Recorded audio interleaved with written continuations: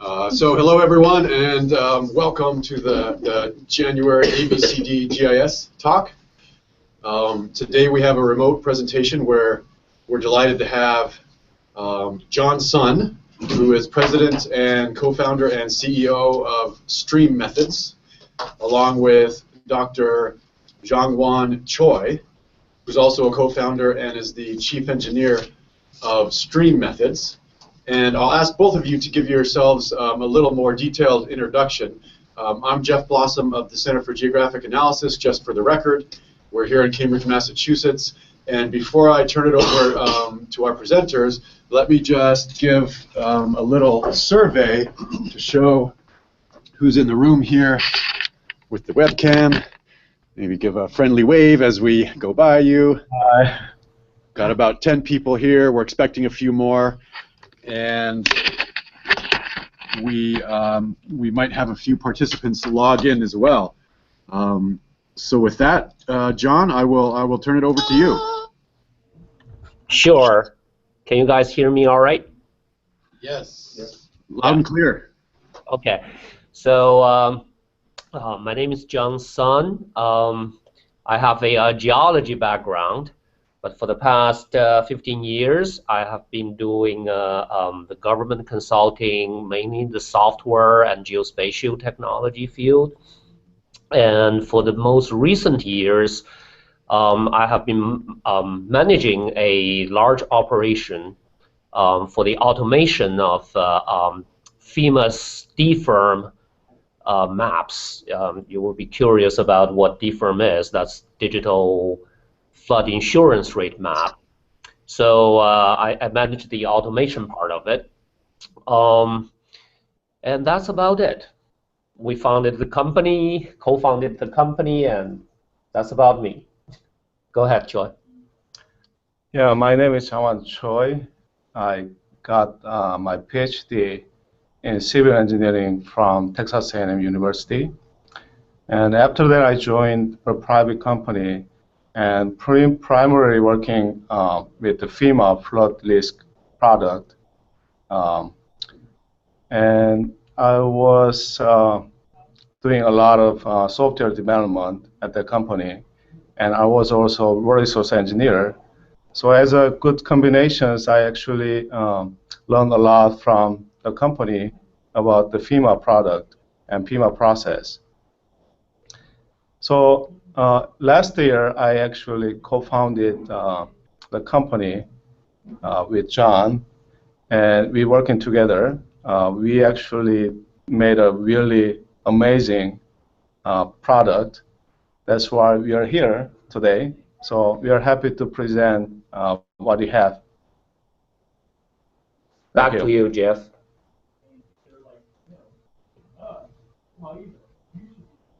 Jeff, back to you. Can you hear me? Sorry about that. I had it on mute, and so like I told you guys earlier, I'll let you go ahead with your presentation and share your screen. And then if there's questions here, I'll be on mute. But if there's questions here, then I'll just take it off of mute, and I'll point our camera towards the person who's asking the question. And they can ask the question, and we can do discussion like that. All right. So the first part of the presentation will be done by Dr. Choi, and I'm sharing my screen now. Please let me know whether you can see it.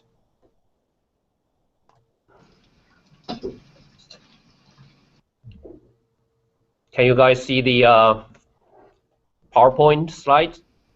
Yes, looks good. All right. Here it is, Choi. Okay. Thanks everyone coming to this seminar. We are going to talk about floodplain modeling and mapping. I assume you have zero knowledge about this topic. You may, but I don't know this, and I may bore you. So please bear with me.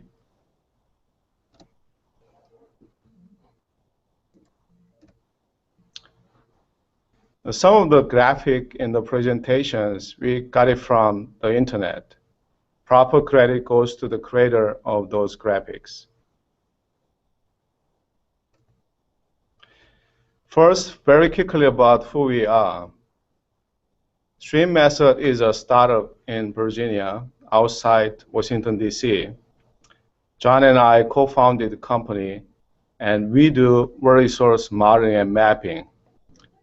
We co-architect and build the macro platform, which I'm going to tell you more later in these presentations.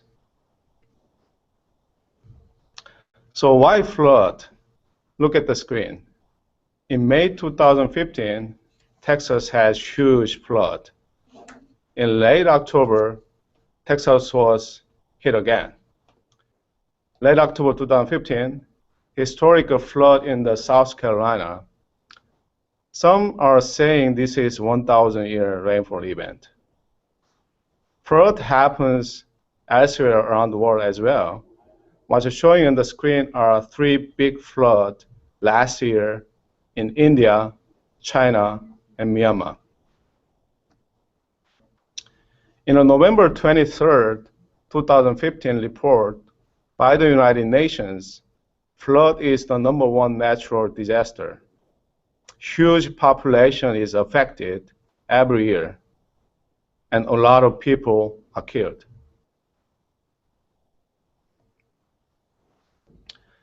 What is floodplain modeling and mapping? In an overly simplified way, it is about determining where floods happen, what's the probability of the occurrence, and how deep the water would be.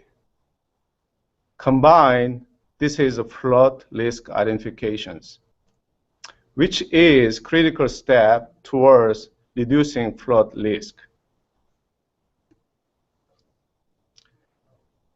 FEMA is the administrator of National Flood Insurance Program, NFIP, under which it conducts nationwide floodplain modeling and mapping. Among all the flood risk products FEMA produced, 2 are showing in this slide. On the left, it is FEMA's flood insurance rate map, commonly referred as FIRM, FORM. FORM map shows the spatial extent of the flood event and is used in the calculation of flood insurance rate and premiums. On the right, it is depth grid, which shows the depth of water within the inundated area. The darker the color, the deeper the water. The depth grid on screen is for 100-year flood event. In a better way to describe it, it is 1% annual chance. Similarly, other depth grids and maps are produced, such as the 500-year, aka 0.2% annual chance. Often we refer to this probability of flood as the frequency of flood. Remember the 3 questions in the previous slide. The flood risk products answer those 3 questions. Where is risk? What's the chance? And how bad would it be?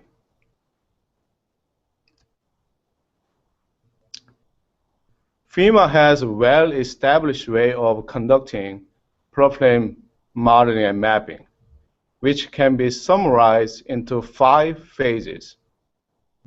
Started as data preparation phase and hydrology modeling phase, and then hydraulic modeling phase and mapping phase, and finally the generation of risk product phase.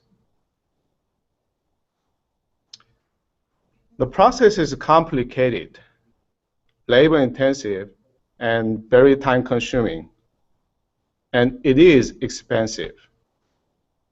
In this process, at every turn, an engineer needs to be there to deal with a lot of things, as the picture shows. The process is human-centric. It is probably too small to lead. There are just some examples engineers deal with on a daily basis.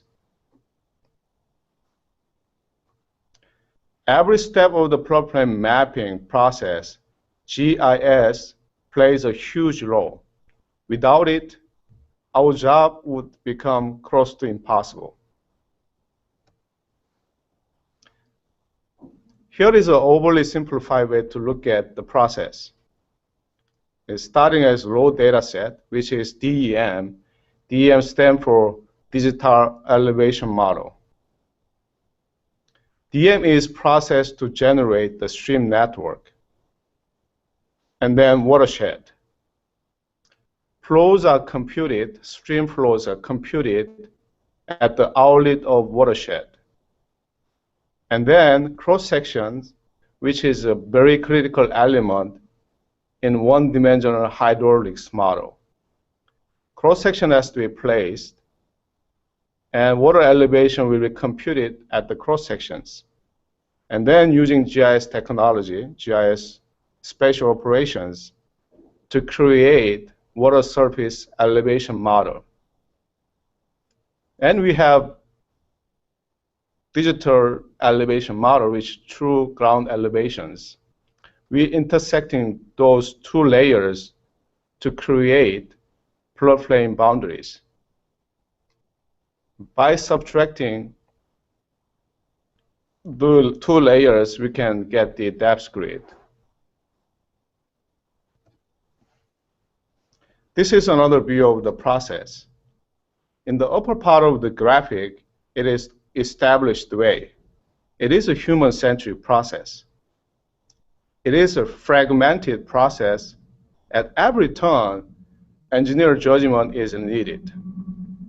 If something goes wrong at one step and it's not caught, the problem would be inherited by the following processes or propagate through the following processes or step. Inaccurate product will be produced at the end. It really happened open, and it is expensive to fix. The low part of the graphic is what macro does, which is a new way of conducting modeling and mapping. It addresses some of the pains of the conventional way. It is a machine-centric process with a human touch. It is essentially a push-button way for each iterations. And you can have as many iterations as needed, no longer constrained by the cost or durations. In this process, machine does the heavy lifting. At the 20,000 foot level, macro is a platform for conducting floodplain modeling and mapping at the local and regional and national scale.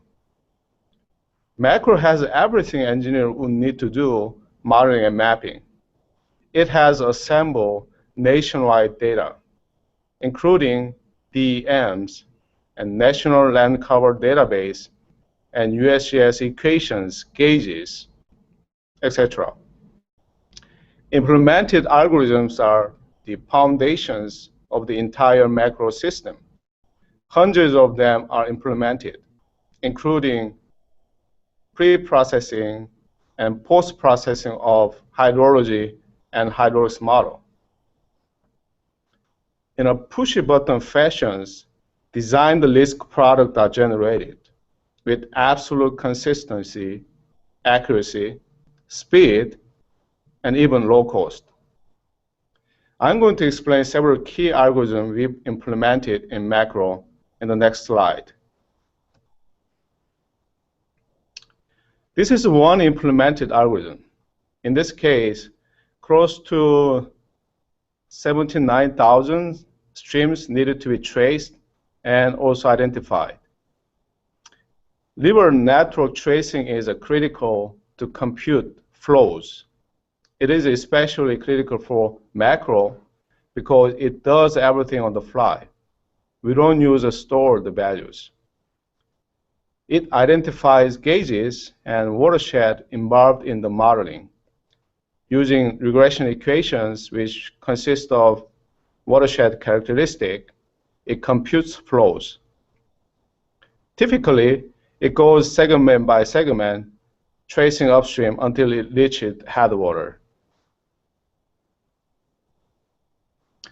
Through smart algorithm, macro can trace tens of thousands stream segments in minutes. Flow computation is another key algorithm for hydrology. One of the most important output of hydrologic model is flow estimations.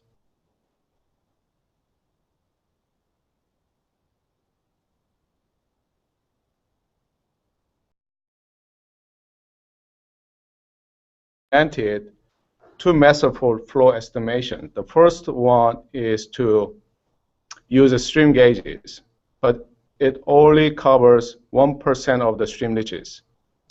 You may be out of luck for the remaining 99%. The second is to use a statistical model, which is using regression equations developed by authoritative sources, such as USGS. As an example, for estimating 100-year flow in upstate New York, the USGS equations for one hydrologic region has 4 parameters: drainage area, rag time, percent storage, percent forest. Using these parameters, you can estimate 100-year flows. But it has its own limitations, such as drainage area size limitations, and other parameters also has physical limitations.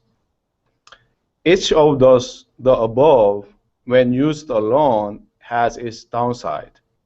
Macro combines the two to overcome those weaknesses. In macro, we implemented the two approaches mentioned above. Terrain process is critical in all phases of floodplain modeling and mapping. In hydrology, for example, river network is derived from the DEM, digital elevation model. In hydraulics, computing channel slope or elevating cross-sections to get profile of the cross-section, which is the critical input to the hydraulics model. In mapping, it is used to develop depth grid and floodplain boundary by intersecting water surface elevation model and DEM, digital elevation model. Rivers or cross-section can intersect multiple raster tiles, which generate partially elevated rivers and cross-sections by each raster tile. So smart algorithm is going to stitching those partially elevated rivers and cross-sections into a complete ones. Macro's national coverage requires huge amount of terrain data processing. Tiling is essential for data management and also data processing. We use a different resolution of DEM, 30 meters, 10 meters, and 3 meters, LiDAR-based 1 meters. And the tiling among them are different. It is not one fit all cases. Macro manages and utilizes different tiling schemes to process huge data, terrain data set. Cross-section placement is my favorite topic. It is. Yeah, one-dimensional hydraulics is maybe all about cross-sections. Cross-section is a modeling node or computational node for which energy equations and momentum equation is applied to compute water surface elevation at the cross-sections. So cross-sections has to be placed perpendicular to the rivers or stream flows and placed at the flow change locations. Cross-section spacing is kind of tricky, as illustrated in the graphic on the right. This is a floodplain generated by using one-dimensional hydraulics model, but the floodplain is disconnected. The reason why it's disconnected is the cross-section placement is not enough. it wasn't placed at the location of flow changes. So by increasing number of cross-section, you will start to see the disconnected floodplain is now connected.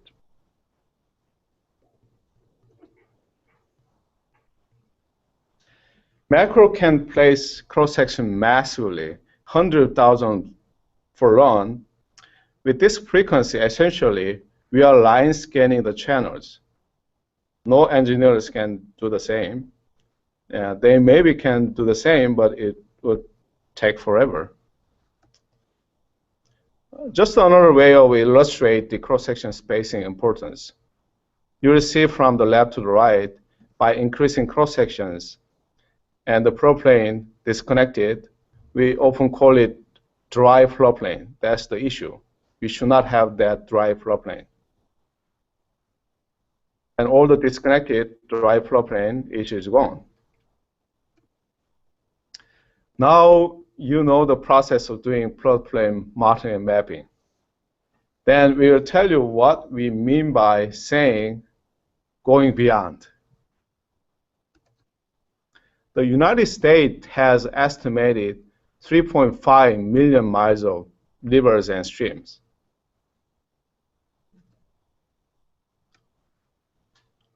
To model every stream would take decades and cost billions of dollars. If we continue to current way or the established way. This map is FEMA National Flood Hazard Layer coverage as of 2015.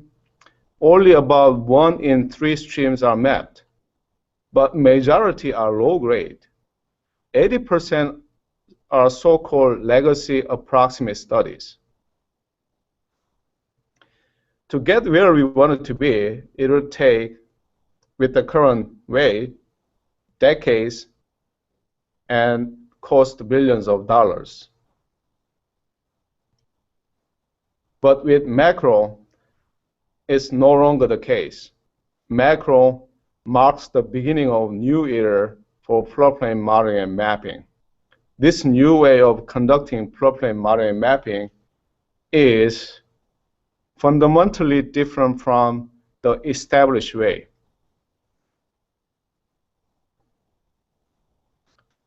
Macro marks the beginning of a new era.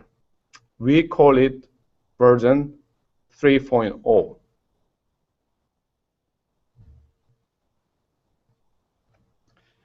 Version 1.0 lasted probably until 1980.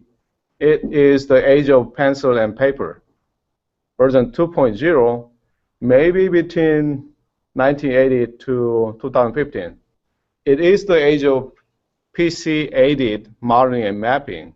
We have more and more powerful computers as well as software, but the human engineer is still in the driver's seat at every turn. Version 3.0 or 3.0 started in 2015. Why 2015? That's because macro was born that year. 2.0 process is like the picture on the top. The assembly line was a great technological advancement. Yet every station, you still have workers manning the stations. 3.0 to 2.0 is like robotic car assembly line to the old car assembly line. Machines are driving themselves. We download this graphic from the internet. It is so great that we have to use it here. The current way of floodplain modeling and mapping is that we have a human-centric process. Human engineers are doing it. But macro is like fully automated assembly line, assembling FEMA risk product from raw material. This new era of floodplain modeling and mapping is not a vision. Neither is it a dream. It is real now. We have used macro mapped more than 200,000 miles in Texas. Every stream, repeatedly. That's about 10% of total stream mileage in the United States. We have generated depth grid of 500 years for the entire Texas. Because of this new way of doing business, we don't have to trade off among the constraints, as illustrated in the slide, upper right graphic. We chose Texas because it's a big. It serves as a clear and strong evidence that floodplain modeling and mapping 3.0 has done us.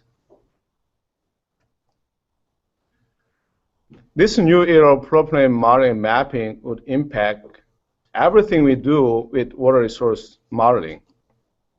I'm going to hand over to John to cover one of the exciting fields. John? Thanks, Doc. All right, this is a big topic. On screen, you're looking at some pictures. This is the historic flood. Happened about 3 weeks ago, I think, along Mississippi River. Last time water was this high was about 20 years ago. Nobody expected in December. That's the surprise. But guess what? It happened. FEMA's flood map serves many purposes, including flood control, mitigation planning, or insurance purposes. But while it serves us well, it doesn't serve all of our needs. Its coverage, first of all, its coverage is limited. Where you need a map, a flood map, it may not exist. Even if you have a FEMA flood map covering streams nearby, it usually provides you with only certain flood events. Most likely is the 1%, aka 100-year flood. It rarely covers other frequencies. Only probably 1 in 5 it has other frequencies, or maybe 1 in 10, such as the 500-year, the 0.2%, or 50-year. Okay. These FEMA flood maps are so-called design floods. They are peak flow events. The flood, it doesn't, happen according to your design.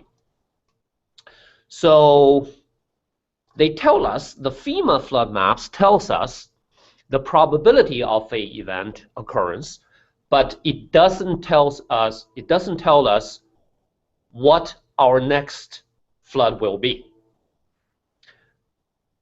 When flood actually happens, the peak flow really doesn't matter. The next flood could be, who knows, 10-year event or 50-year event or maybe a 1,000 event. Who knows? It doesn't matter. All I know is if I see flood of any kind, I know I'm in trouble, right? I need to do something, like running away. So this is the gap we're trying to do. We're trying to fill. The FEMA maps doesn't serve all of our needs. Put yourself in the position of an emergency manager for a moment.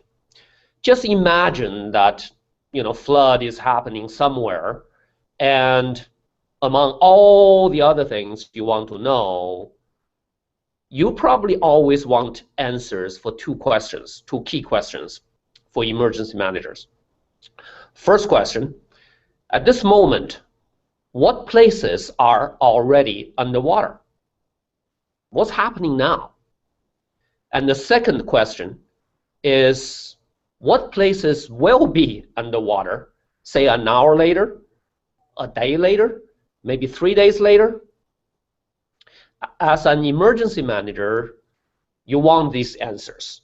But more importantly, you want them now. You don't have time to wait, so that you can make certain key decisions, critical decisions, such as when and where to start your evacuation, whether you need to close down certain roads or moving your heavy equipment around. To answer those two questions, though, it's not easy. You have to go beyond the peak flow paradigm and beyond the FEMA flood maps and come up with a solution for modeling the inundation scenarios in a timely fashion. So about 10 months ago, I think about 10 months ago, because macro platform has solved the most difficult part for water resource modeling, that's the hydraulics modeling part. We have built macro. So about 10 months ago, we decided to do something, to try to do something to fill the gap where FEMA flood map doesn't serve us very well. So we started with a project internally called Miss Virginia, MIS Virginia, MISVA. It's probably a bad acronym for mapping inundation scenarios in Virginia. But it's actually better than the other choice, which was a VA-ism. So the outcome is fantastic. And Miss Virginia later becomes Miss USA. It models flood inundation scenarios fast, near real time, and it can model the entire conterminous US. The scale alone is something huge. On the left of the screen, what you're looking at is what USGS and NOAA jointly produced. You may have trouble reading those little dots there. They're little triangular shape. Most of them, or almost all of them, actually probably in the east part of the United States. There were totally about 100 or so gauge locations that USGS and NOAA jointly produced inundation scenario maps. On the right is what macro platform can model on the fly today. Roughly 10,000, I think, roughly 10,000 gauge locations. To cover all the gauge locations like what macro platform covers now, if the current way of modeling continues, just assume that, it probably would cost billions of dollars and decades. It's similar to what Dr. Choi earlier introduced, the challenges FEMA is facing. So of course I don't know how much it would cost. I'm estimating here, but I think a couple of decades and a couple of billion dollars is probably a plausible estimate. Macro platform models the inundation scenarios in a matter of minutes for an area of interest. So we do everything on the fly. Water depth modeling and boundary delineation of inundated areas is very complicated. To do that delineation and model depth is a very complicated process. Involves a lot of computation. To do it on the fly is a huge challenge. But because of the result is so amazing, now emergency managers can conduct inundation scenario analyses as wish. No longer constrained by few FEMA maps available with just a few fixed frequencies. You can model any frequency, any real flow, you like.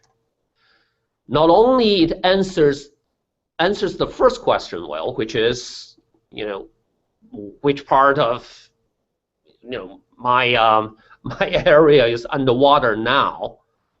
we also bring this inundation mapping to the next level, which is we bring in the forecast.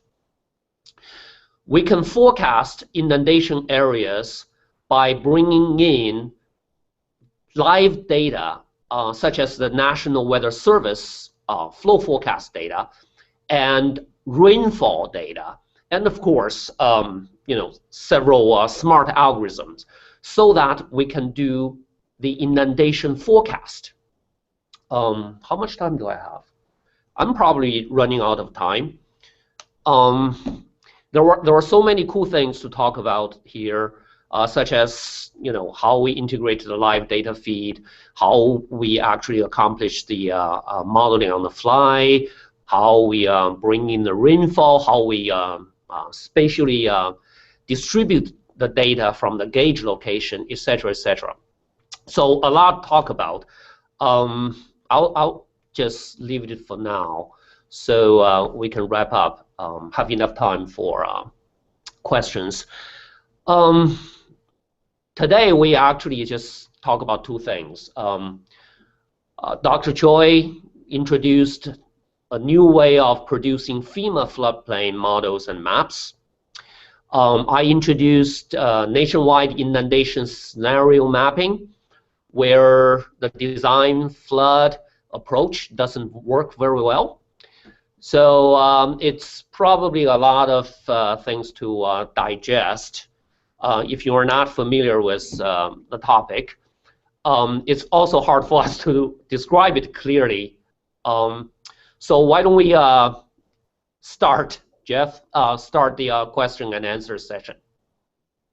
Is that all right, Jeff? Yeah, sounds good, John. Thank you very much for that presentation. Thank you very much. I'll switch so you guys can see us. Hold on. Yeah, that's good. We can see you now. And can you? Okay. As we do questions, I'll ask the people in the room here to tell us who you are and where you're from. Sure. So John and Dr. Choi can get an idea of who's asking the questions. Anyone want to start? Hi, my name is Parvane and I work with Planning Group. If we were going to do some studies on this flood planning for the university, you know that there's a river going through our university. So what would be a recommendation to do, where to start? Maybe I've been doing some work for the past 3 years, and we have been talking to some consultant, but as you said, the maps that Army Corps of Engineers have or FEMA is just basically just really not enough. So what would be your recommendation? Are you, first, I probably missed part of the question. You're talking about doing flood studies around the campus? Yes. In an urbanized area, right? That's okay. Then things get more complicated.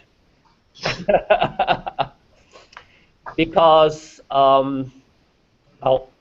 correct me if I'm wrong, Doc. Sure. So modeling rural areas is one, story. Modeling the urban area is another. In order to have good flood model and maps for the urban area, you need to bring in, I think the most important is the structure data. The structures including, the channel structure, the dams, the levees, even sewage system, the pipes, culverts, whatever. Those will all affect your model. It's more expensive, much more expensive. A lot of times you need to send people to the field to actually measure, to do survey. But as we said, you ask about the our recommendation. I wouldn't call it recommendation, but I would say that if you have a more efficient way to gather the structure data, gather different data sets, such as the bridge data, culverts, dams, levees for the urban area, then it becomes super easy for you, because with this machine-centric platform, we can, once you have the data, to complete each run of the model is like push button. It's super easy. Model Okay, for urban sorry, areas. go again because I had it muted. Oh, I'm sorry. So follow up from Parvana here. So we could use your model for What model? I'm sorry. Our model. Oh yeah. So that model could be used for urban studies too? The model that you have? The macro that you have? Mm-hmm. I don't know if you have. I'll let Doctor to answer this question. Yes and or no. It's in between. Definitely it'll work. But there is some limitation because we are using one-dimensional hydraulics model, which has some limitations for the urban area. So it's going to work, but in a certain case, special case, the one-dimensional hydraulics may not work properly. But generally, if we have the structured data, it's super easy to actually use our model to run it. You may have to wait maybe 1 or 2 months, 3 months, just to doing modeling. Starting data getting processed and doing hydraulics, it may take several months, and that's the usual case. But in our case, we can shorten that maybe 90%. Thank you. I have a question about. Oh, it's muted, huh? No, you're okay. Oh, we can hear you. Yeah. I have a question about contour intervals. What are the smaller contour intervals that you use for doing this type of modeling? Is it 1 foot? We have limitations. we don't have limitations. We can go like even 1 centimeters. Okay. Yeah. So we never tried that 1 centimeter. Yeah, we haven't tried it. But you say contour, right? Yes. It's The contour, not cross sections. The cross section. Yeah. This is essentially, yeah. So as Doc just said, we don't have a limitation by design. This is by design. We don't have a limitation. The smallest interval we tried is like 1 meter for a large area. Okay. Do the math. That means for 1 mile, you need to place 1,600 cross sections. Okay, and we do hundreds of, if not thousands of miles of that run. The cross section are critical because if it's a flat area, you're probably okay with a spacing of 25 meter or maybe let's say even 200 meter. You'll be okay. But it's a steep area. The flow or the slope change fast, and if you don't have a good spacings that's smaller than 100 or 50 meter, you will have that problem. The slide shows earlier, it's the disconnected floodplains, which is a problem.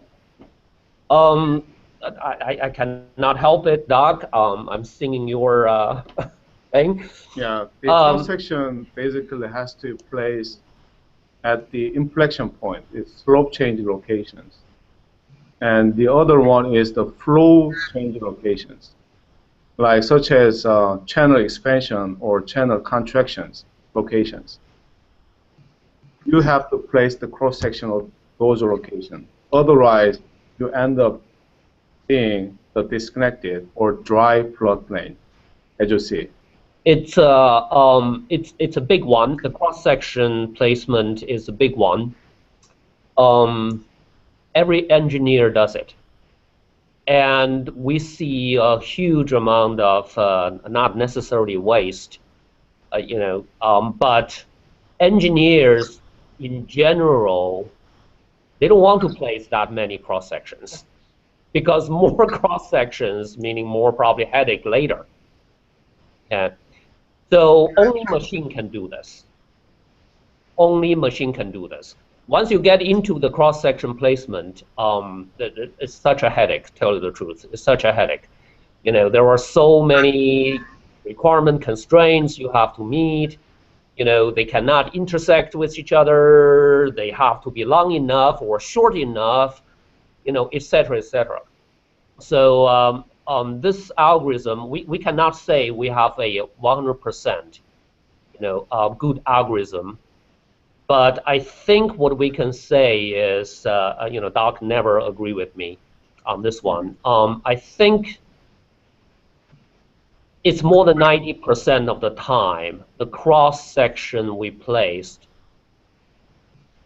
does not need human correction later. So the machine does probably 90% of the time. Remember, for each run, we usually place hundreds of thousands, sometimes millions, cross-sections. So that is quite an achievement, I would say. This is to the Doc. That's quite an achievement. But it's not perfect. The good news is getting better every day. It's getting better every day. That's a big part. That's basically Yeah. our design concept. Exactly. It's the more you use it, the better it gets. Okay, I think we have another question here. Please. Yeah, a couple questions. One, have you had any involvement or relationship with the National Water Center in Tuscaloosa? National Water Center run by the NOAA, I assume. Yes. Right. We don't. Well, we're trying to, but we don't. We're aware that they have been trying to do something in this field, but we don't have a established relationship with them. Okay. And They're I trying think, to do national flood prediction. can you, National- Like 24, 36, 72 hours in advance. So it sounds pretty similar. True. There are a lot of people, a lot of scientists, awesome people in that program, in that effort. So we were always, wondering what role we can potentially play. And as we said earlier during the presentation, I think we provided a capability that was not considered or not imagined by the entire community, even by the research community. They always imagine that the hydraulic modeling part is super complicated. It's super expensive. It takes forever. That's everybody's perception. That's the truth about the current or established way. What we did, I think our contribution is that we changed that.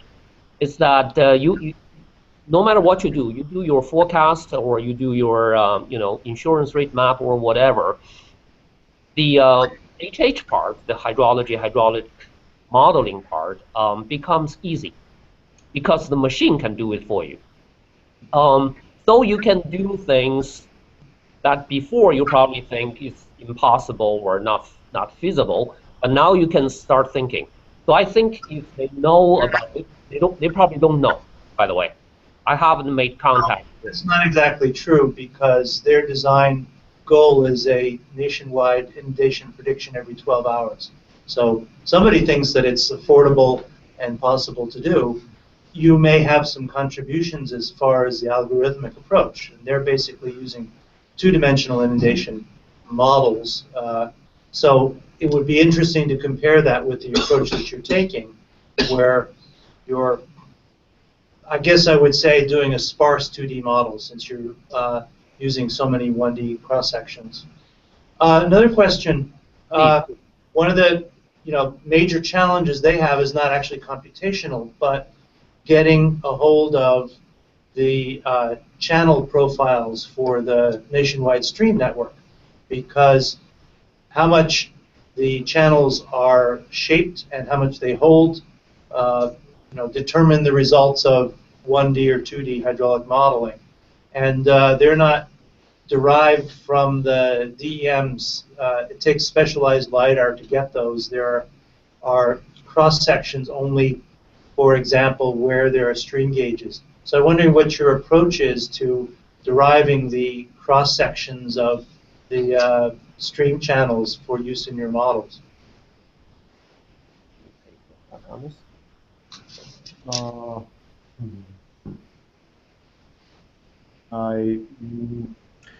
Can you give me the few more points? I kind of, I think, missed the point. So the point is that the DEM data does not have stream topography. It doesn't give you the information underwater.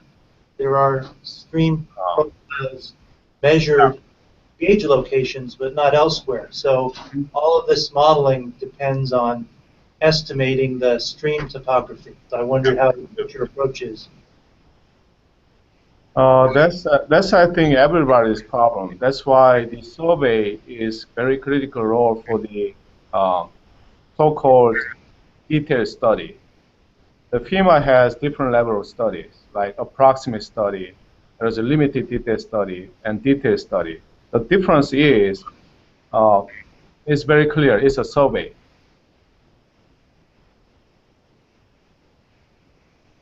Oops. We have a delay, I think. Profile. So Dr. Choi, sorry to interrupt here, but we had a slight delay in the feed, and right after you said, it's very clear, we couldn't hear the next 10 or 15 seconds. So I wonder if you wouldn't mind repeating that. They're still frozen. Oh yeah, they're frozen. Right. In order to have a better product or better inundation model, as you mentioned, we need to have the channel under the waters. To have the channel geometry or cross-section along the cross-sections. That actually differentiates the FEMA's flood risk product. Oops.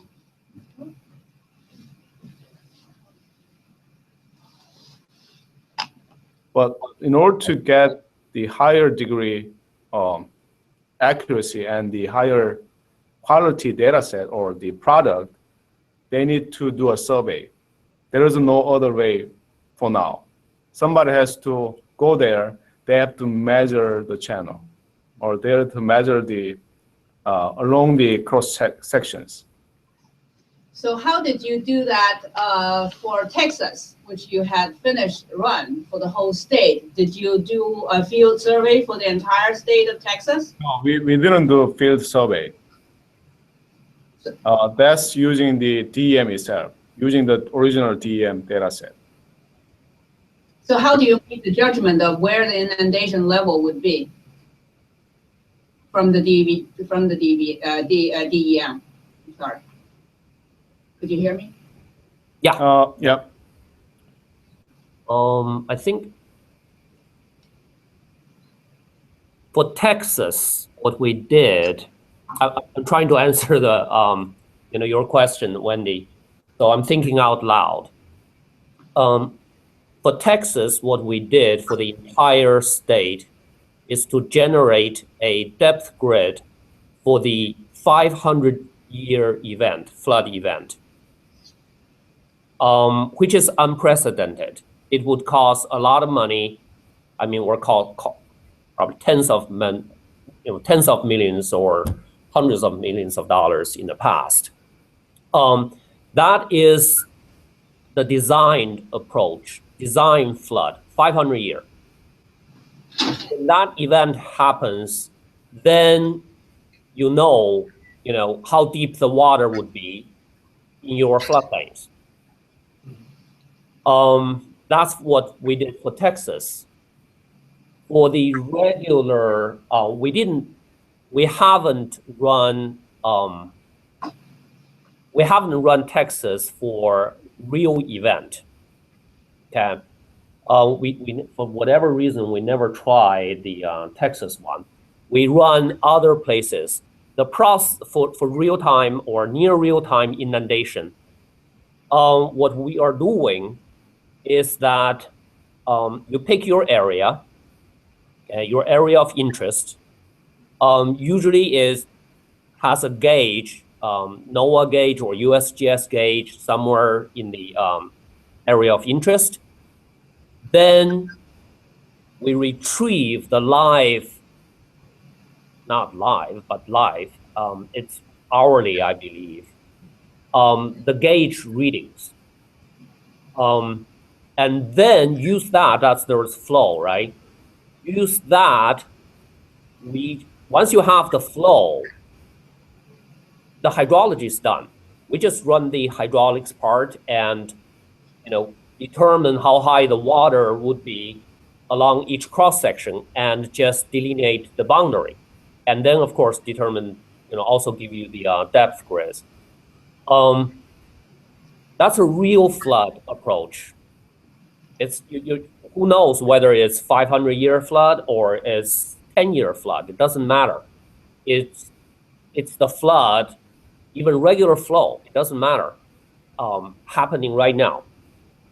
To go beyond that, then if that site has the National Weather Service flow forecast, right? Sometimes they provide, I think 24th, or 48 hours. 72 yeah, hours. I think roughly 3 day, or sometimes I saw 5 days forecast. You can map those scenarios. Essentially what it is give me the flow and I'll map it for you. I'll show you how deep the water would be and how far the water will reach. It works in Texas, even though we haven't run anything in Texas. So to follow up, thanks for that explanation. That's very helpful. To apply the model into a new area, other than the flow gauges that you need, could you summarize what are the key input data sets that drives your model? Absolutely. I'll let Doc to. Okay. Yeah, go ahead. Digital elevation model, we call it DEM, is the critical input. And we use the national land cover data set. That's the land use. That's basically using hydraulics, not the hydrology. So from the DEM, you can actually develop the stream network, and then we can develop the watershed, and we can actually compute the flow at the outlet of the watershed. Right? From that one, we can use the hydraulics, placing the one-dimensional hydraulics. We place the cross sections, and using the energy equations, the momentum equations, right? Using a standard method, you can compute the water surface elevation at the cross section level. Once we have all the cross sections placed and we get the elevations at the cross section level, then we can create water surface elevation model. What we use is a TIM model. TIM is the triangulated irregular model that actually create the seamless water surface elevations. And we have the DEM, right? So by intersecting these two using our GIS operations, then we can get the floodplain boundaries. And also we can actually, subtracting these two, we can get the depth grid. So the very fundamental input for those hydraulics model is really DEM, or it could be a TIM, but it's basically the ground elevation model. We also use we have a huge collection of, data sets. We use soil data. Now Yeah. that's for the computation of the flow. Right. Because we are using the USGS regression equations that consist of the morphological parameter, which is the watershed characteristic. Mm-hmm. Right? It's like slope, average elevations, Mm-hmm. or watershed shape. There is a shape index. There are a lot of things we can use to develop the regression equation. That's actually USGS did. So USGS actually developed regression equation just for the peak flows. They developed more than 1,000.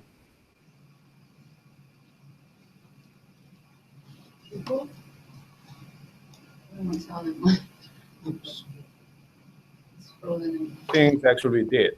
And that one of the key parameter is the Sorgo data set. That's the soil data set. Soil from, I think it's USDA NRCS. Yeah, that's USDA. Department of Agriculture, NRCS, I think, maintained by that. And we have a lot of LiDAR data, even though it's probably not a good idea to store all those LiDAR. It's huge. Your LiDAR data is the source of DEM, right? How about precipitation gauges? Precipitation gauges. We basically used precipitations, which is obtained from the radar. The radar, we actually didn't use the rainfall gauge stations. We used the data processed from the radar gauges, radar stations. So they actually have a process. They're actually rotating every 5 minutes and scanning through all the airs and capture it's not really capturing the water amount, but it has reflectivities, right? So we can estimate amount of water in the airs. That is going to be precipitations, right? So the United States has the full coverage of the radar stations, which actually can give us the spatial distribution of the rainfall. Mm-hmm. And they process it. We actually access the data source, and we retrieve that information to use for the flow distribution. Because the flow distribution from the gauges to the other stream network is very complex process.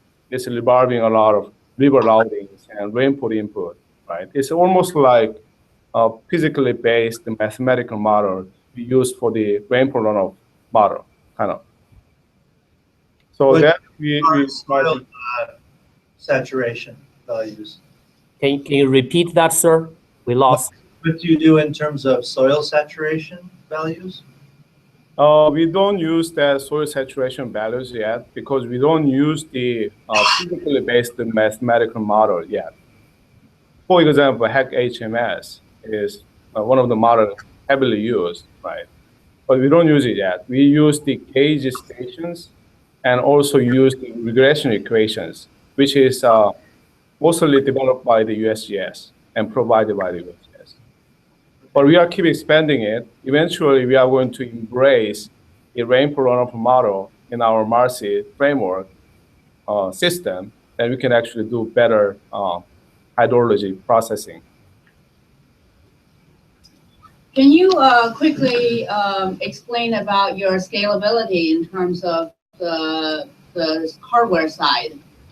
That's maybe Don's favorite. It's expensive. It's expensive. I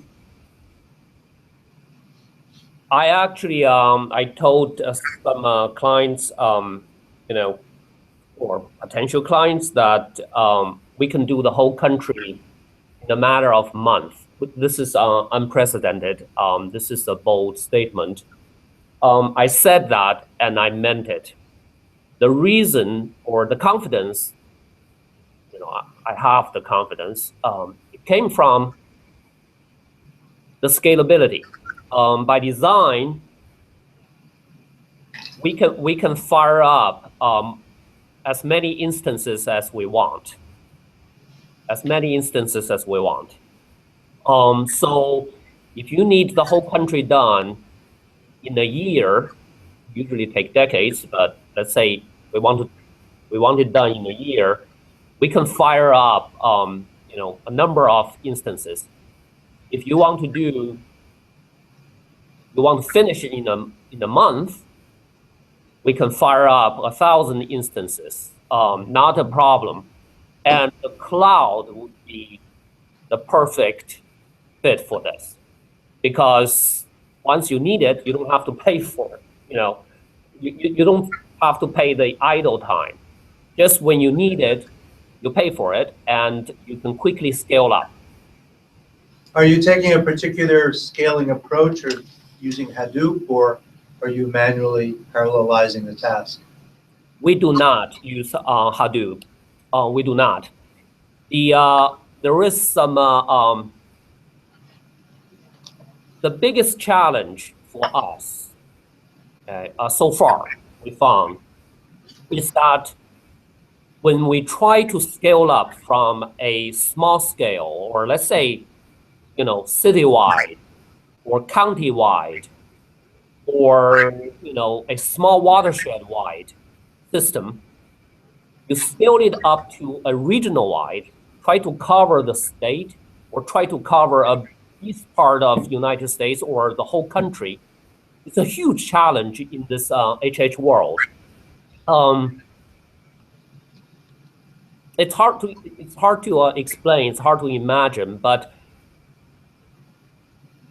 the projection problem alone will kill you. The projection that it stops you from scaling your thing up. You always say, we build a system, we build a model, and hopefully it works. If it works for Cambridge, and it will work for the entire Massachusetts, and it will work for the eastern United States, and work for the whole country. That's not the case. That's why scale is a huge thing. What we did especially in this macro platform is that we overcome that huge challenge. The architecture or the approach is that we have a way to manage all the data. It doesn't matter whether you are at a micro level or you are at a macro level. So we were thinking we should call this thing macro, MAICRO, not just a big thing, a regional or national, but also good for if you want to model one bridge, or you want to model one dam or location, you can also do that. In the architecture, that's the scalability consideration, which is probably our biggest headache. Arguably number one or number two challenge. Number one could be the cross section. Number two probably is this scalability from a localized system all the way to nationwide. Wherever you want to be, you just pick the place and it runs. Well, you just mentioned about thousands of instances, and you're not using Hadoop. And are you using any existing software out in the market, or you're developing your own parallel processing software as well? At this moment, we cannot say that we have the parallel computing done. Okay. The plan. This is the plan. The plan is we need to further speed up this process, and the thing is, probably we don't have anything out of box we're not aware of any software package that can do what we do and also offer that. We have to write it ourselves. We have to. Okay, thanks. Maybe you actually can point us to a different. No, I was just Any more questions? Okay, well, we're at the limit of our time here, and John and Dr. Choi would like to thank you once again for presenting here. Thank you very much. Thank you.